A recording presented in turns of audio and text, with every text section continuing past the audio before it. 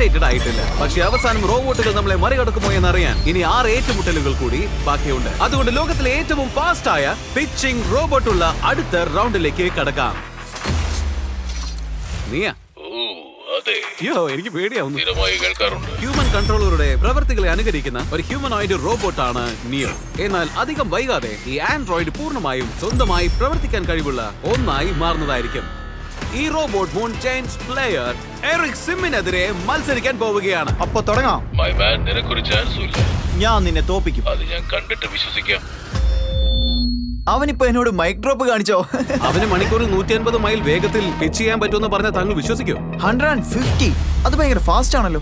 ഇതൊന്നും മനസ്സിലാക്കാൻ ഒരു മനുഷ്യന് എറിക്കിന് പിച്ച് ചെയ്യാൻ കഴിയുന്ന റെക്കോർഡ് സ്പീഡ് 105 മൈൽ മാത്രമാണ്. അതുകൊണ്ട് 150 മൈൽ വേഗതയിൽ പിച്ച് ചെയ്യാനായി നിയോ സ്വന്തമായി ഒരു ക്യാനൺ കൊണ്ടുവന്നിട്ടുണ്ട്.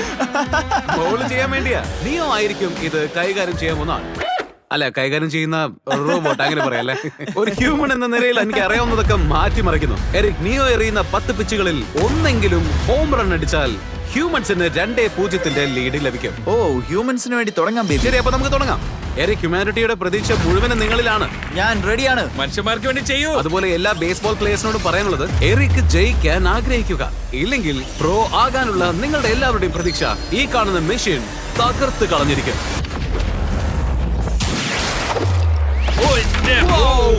ഇതുവരെ കണ്ടതിൽ വെച്ച് ഏറ്റവും ഫാസ്റ്റ് പിച്ച് ഇതായിരുന്നോ? അതെ, ഇതുവരെ കണ്ടതിൽ. എന്താണത്? ഇതാ 9 എണ്ണം കൂടി വരുന്നു. അപ്പോൾ ഗുഡ് ലക്ക്, നിനക്ക് വിട്ടിരിക്കുന്നു നിയോ. ഓ മൈ ഗോഡ്, ദാ തുടങ്ങുന്നു.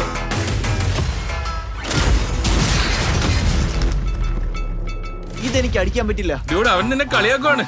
ഓക്കേ, പൊളിച്ചോട്ടെ.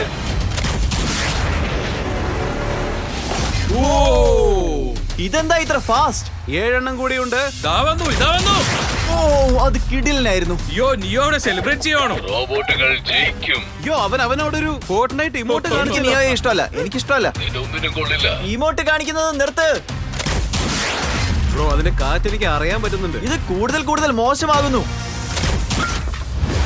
നിയോടെ മേലെ കൊള്ളണ്ടായിരുന്നു. എറിക്, താങ്കൾ ബോൾ അടിച്ചു. പക്ഷെ ഓർക്കുക, ജയിക്കാൻ നിങ്ങൾക്ക് ഹോം റൺ ഞാൻ വേണം. ജയിക്കും. മെഷീൻ നീയോ, നീ തോൽക്കും. ഇതൊന്ന് അടിച്ചു നോക്ക് കോമാളി. ഹ്യൂമൻസ് ഔട്ട്ഡേറ്റഡ് ആയിട്ടില്ല. മനുഷ്യരാശിക്ക് വേണ്ടി ചെയ്യൂ. എറിക്, നിങ്ങൾക്ക് 4 പിച്ചും കൂടി ഉണ്ട്.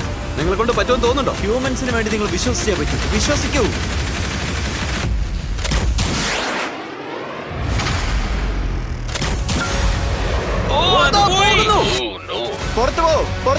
പുറത്തു പോ. എനിക്ക് ഹ്യൂമൻസിന് ഇഷ്ടമല്ല. എറിക് ഹിറ്റ് ചെയ്തു. മണിക്കൂറിൽ 180 മൈൽ സ്പീഡിൽ ഇത്രയും വേഗതയിൽ ഒരു മനുഷ്യൻ ഹിറ്റ് ചെയ്യുന്ന ആദ്യത്തെ ഹോം റൺ ഇതാണ്. നിയോ, ഈ $10,000 വില വരുന്ന ഗോൾഡ് മെഡൽ നീ ഹ്യൂമൻ ഇട്ട് കൊടുക്കുമോ? ഇല്ലില്ല, നീ ജയിച്ചിട്ടില്ല. ഇതെന്റെ ജീവിതത്തിലെ ഏറ്റവും മോശം നിമിഷമാണ്. ബ്രോ, നിങ്ങൾ റോബോട്ടിനെ ദേഷ്യം പിടിപ്പിച്ച് പറഞ്ഞയച്ചു. പക്ഷേ ഇത് ഹ്യൂമാനിറ്റിക്ക് ഒരു പോയിന്റ് കൂടിയാണ്. ഹ്യൂമൻസിന് 2-0 ലീഡ് കിട്ടിയിരിക്കുന്നു. റോബോട്ടുകൾക്ക് കിക്ക് ചെയ്ത് ഗെയിമിലേക്ക് തിരികെ വരാൻ കഴിയുമോ എന്ന് നോക്കാം. കാരണം ലോകത്തിലെ ഏറ്റവും കൃത്യതയുള്ള ഫുട്ബോൾ കിക്കറായ ആഡമിനെയാണ് നമ്മൾ ഇവിടെ കൊണ്ടുവന്നിരിക്കുന്നത്. ഏറ്റവും പവർഫുൾ ആയ ഫുട്ബോൾ കിക്കിംഗ് റോബോട്ടിനെതിരെയാണ് ആഡം മത്സരിക്കുന്നത്. താനോ റോബോട്ട് ആരാണ് കൂടുതൽ ദൂരം കിക്ക് ചെയ്യാൻ പോകുന്നതെന്ന് നോക്കാൻ പോയായിരുന്നു. പക്ഷേ കിക്ക് ചെയ്യാൻ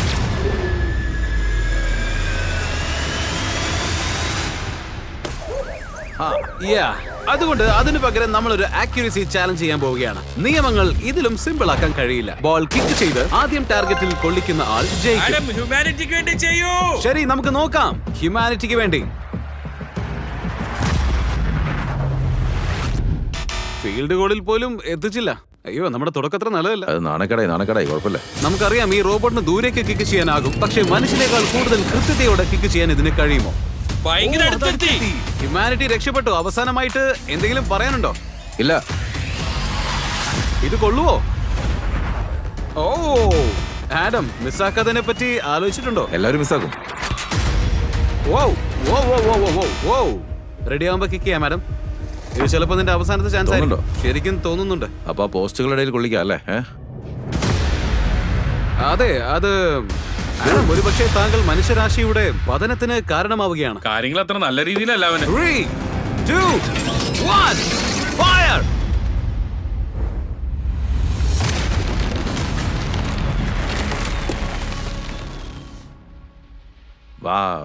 ഓ, അത് ടഫാണ് മാൻ. ടീം റോബോട്ട്സ് ഒരു പോയിന്റ് നേടി. ആ റോബോട്ടിനോട് അവസാനമായിട്ട് എന്തെങ്കിലും പറയണ്ടോ? ഇല്ല, തിരിച്ചതൊന്നും പറയാൻ പോണില്ല. ഈ അടുത്ത റോബോട്ടിനും സംസാരിക്കാൻ കഴിയില്ല, പക്ഷേ ബാസ്കറ്റ് ബോൾ കളിക്കാൻ കഴിയുന്ന ഒന്നിനെ ഞങ്ങൾ കൊണ്ടുവന്നിട്ടുണ്ട്. കാരണം അടുത്തതായി ലോകത്തിലെ ഏറ്റവും മികച്ച ബാസ്കറ്റ് ബോൾ റോബോട്ടിനെതിരെ 4 തവണ NBA ചാമ്പ്യനായ മാനു ജിൻലോബി മത്സരിക്കും.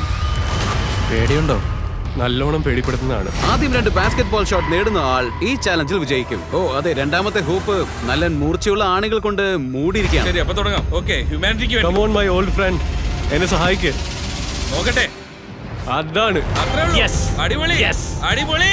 റോബോട്ടിനും ഷോട്ട് എടുക്കാൻ സാധിക്കുമോ എന്ന് നോക്കാം. ആ വലിയ കൈ കണ്ടിട്ട് പേടിയാവുന്നു. ഇതാ പോകുന്നു. അടിപൊളി. ഓ, അതൊരു നെറ്റ് ഷോട്ട് ആയിരുന്നു. ഇത് വേറെ ലെവലാ.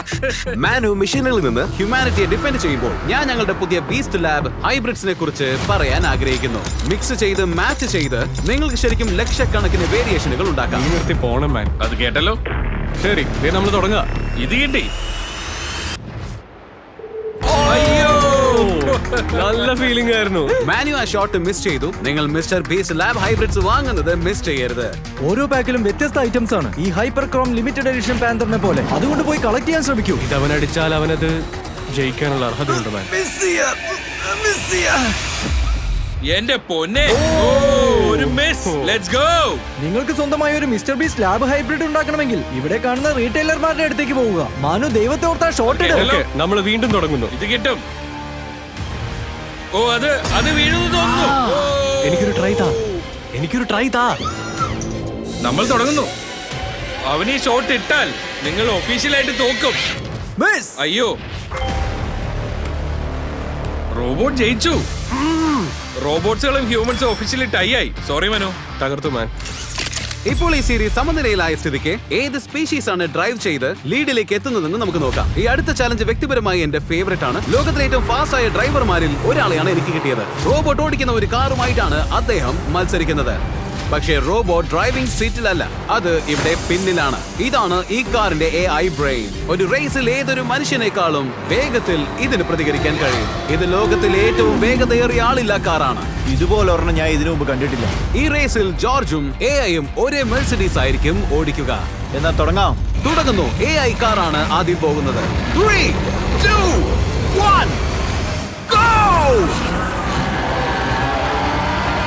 ഓ, ഭയങ്കര സ്പീഡിലാണ് പോകുന്നത്. അതിനകത്ത് ആരും ഇല്ലെന്ന് എനിക്ക് വിശ്വസിക്കാൻ പറ്റുന്നില്ല. തുടങ്ങി. ആദ്യത്തെ ടേൺ ഗുഡ്, രണ്ടാമത്തെ ടേൺ ഗുഡ്. വൗ, ആ കൃത്യത കണ്ടോ? ഞാനിത് പ്രതീക്ഷിച്ചേയില്ല. ഇതുവരെ 1 മിനിറ്റും 1 സെക്കൻഡുമായി ടേണുകളിൽ ഇത് എത്ര ഫാസ്റ്റ് ആയിട്ടാണ് പോകുന്നത് നോക്കി. ഇപ്പോ 140 ആയി കാണുമോ? 2 മിനിറ്റിനടുത്തുള്ള ഏത് ലാപ് ടൈമും ഈ ട്രാക്കിൽ ശരിക്കും നല്ലതാണ്. ഇത് 2 മിനിറ്റിനുള്ളിൽ എത്തുമോ? ദാ വരുന്നു. ബൂം! AI കാർ അതിന്റെ ലാപ്പ് പൂർത്തിയാക്കി. എത്രയാണ്?